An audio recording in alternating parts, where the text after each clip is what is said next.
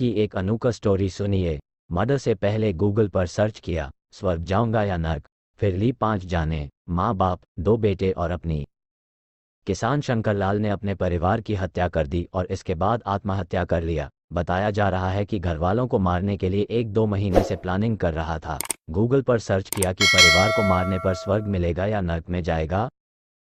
आज क्राइम की कहानी में एक अजीब मर्डर स्टोरी बताने जा रहे हैं, जहां एक सनकी आदमी ने अपने घर के सभी लोगों को मारने के लिए पहले गूगल पर कुछ सर्च किया, कई क्राइम सीरीज देखी, फिर दे दी ऐसी खौफनाक मौत जिसे जानकर आप भी दहल उठेंगे।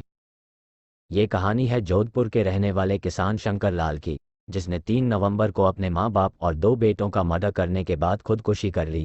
शंकर लाल सितंबर से ही प्लानिंग कर रहा था कि परिवार को कैसे मारना है। पुलिस ने शंकर लाल के मोबाइल की हिस्ट्री खंगाली तो उनके होश उड़ गए। हत्या और उसके तरीकों के अलावा कई ऐसी तलाशी भी की गई जिसे देखकर पुलिस हैरान रह गई। शंकर लाल को अफीम का नशा ज्यादा होने लगा था। पत्नी से भी अनबन चल रही थी, क्योंकि वह बार बार बीच बचाव करती थी। उसने कहा था कि वह अलग रहना चाहती है। अफीम के नशे की इस सनक के चलते उसने सितंबर से ही हत्या की योजना बनाना शुरू कर दिया था।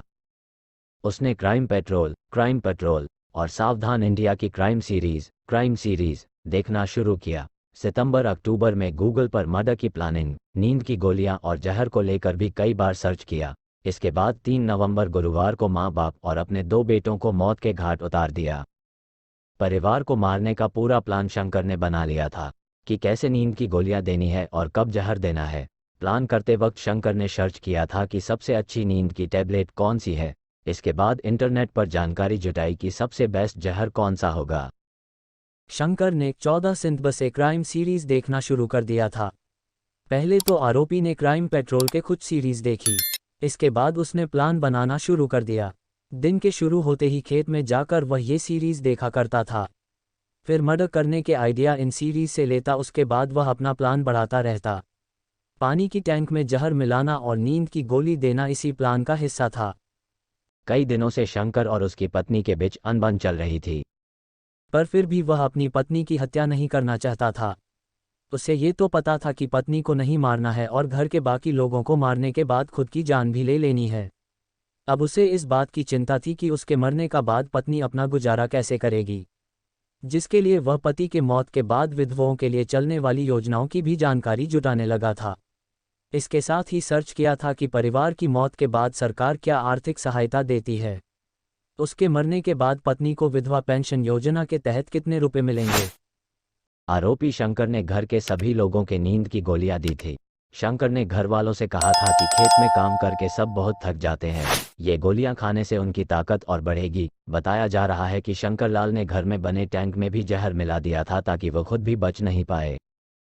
शंकर लाल ने 3 नवंबर की शाम पहले अपने पिता सोनाराम पर कुल्हाड़ी से हमला कर घायल कर दिया और भाग गया। सोनाराम को घायल देख कुछ लोगों ने उन्हें अस्पताल पहुंचाया, जहां देर रात इलाज के दौरान उनकी मौत हो गई। शंकर ने घर में बाकी परिजन के खाने में नींद की गोलियां मिला दीं। सभी बेहोश हो गए तो सबसे पहले अपनी मां चंपा को घर में बने पानी की टंकी में फेंक दिया था। उसका बेटा लक्ष्मण भी वहीं सो रहा था, उसे भी टंकी में फेंक दिया। शंकर का छोटा बेटा दिनेश अपनी मां के पास सो रहा था। सुबह करीब 5 बजे उसे भी टंकी में फेंक दिया था। इसके बाद खुद मामा के यहाँ बनी टंकी में कूद गया और खुद भी जान दे दी।